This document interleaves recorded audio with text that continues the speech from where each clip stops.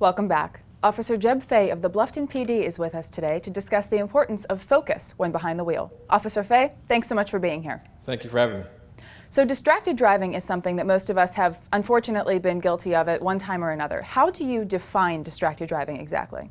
Distracted driving is doing anything other than paying attention to the roadway while you're driving, whether it be using a cell phone, sending text messages, emails, eating a meal, or sometimes I've seen people do their makeup or read the newspaper. Right, right. And we see a lot of this if we look around, which of course we shouldn't be doing anyway. So someone that's driving and not paying attention can certainly cause a collision. How does this normally happen?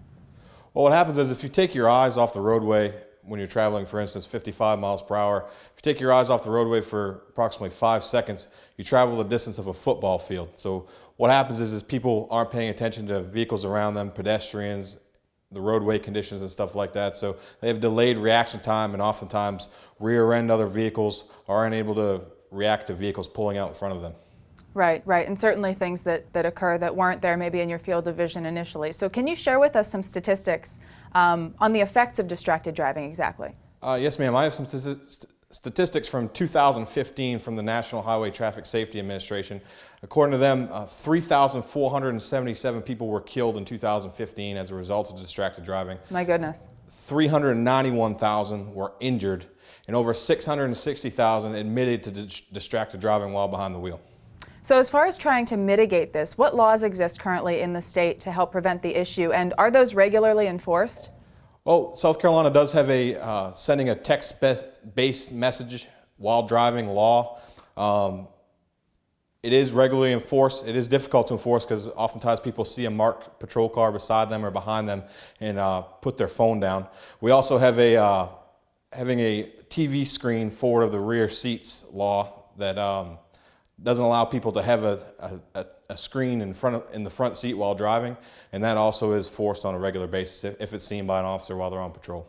So, Jeb, we're running out of time, but what tips quickly can you offer to our viewers and other motorists so that they can get behind the wheel and be a little bit more focused and not as distracted?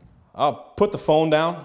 Give yourself a little bit of extra time before you leave in the morning. If you're running so late that you have to eat your breakfast while driving or have to make that important phone call, give yourself a little bit extra time. Maybe set that alarm clock 10 to 15 minutes earlier. That way you're able to get up and have the appropriate time to get all that stuff done before you get behind the wheel. And also maybe put the phone on airplane mode or something like that if you just can't make yourself set the phone down, or lock it in your glove compartment or something like that.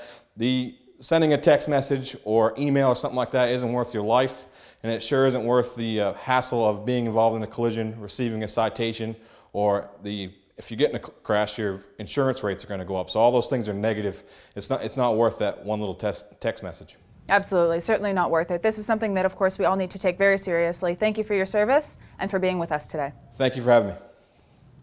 Next up, we have Ava Comer, president of the Hardeeville Lions Club, and it sounds like they have an exciting initiative to share with us. Ava, thanks for joining us. Thank you. So can you tell us, A, what is a blessing bag, and B, why is the Lions Club making these? Okay, the blessing bags are a gallon-sized Ziploc bag that are filled with basic necessities, things you need that most of us have sitting on our bathroom cabinet and the counter, that people that are passing through Hardeeville that aren't staying, they're just traveling. We have a lot of transient people that are basically homeless, that are trying to get somewhere where they can get situated, and they are lacking a lot of the things that we want to put in these bags. The Lions Club has decided to do it as a way of serving the public and trying to create a little bit of compassion and remind people that not everybody has what we have. Exactly. So it sounds like you'll be collecting items for these bags. What kinds of items are ideal for donation here? What we're looking for are sample size items, anything from soaps and shampoos, disposable razors, baby wipes, nail clippers, combs, hairbrushes, basic little things like that you need just to prepare yourself for the day. Fantastic. So tell me, how exactly did the club choose this project, and will it be ongoing? It will be ongoing. This is something that we saw a need for. We are in Hardeeville. Hardeeville has 2 exits off of I-95. So we see a lot of people coming off the interstate at one of the 2 travel plazas that we have in Hardeeville that they make it that far and then they're asking for donations and help. The problem with that is when people do give them money, their first priority is food. So it's hard for them to get these basic little things when really they're they're hungry, and we're trying to give them some of the extra things to bring a little comfort to their lives.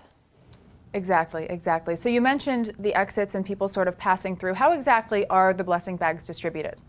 These will be distributed from a few different stationary places in Hardyville. We'll have some with the police department. There'll be some at the Chamber of Commerce.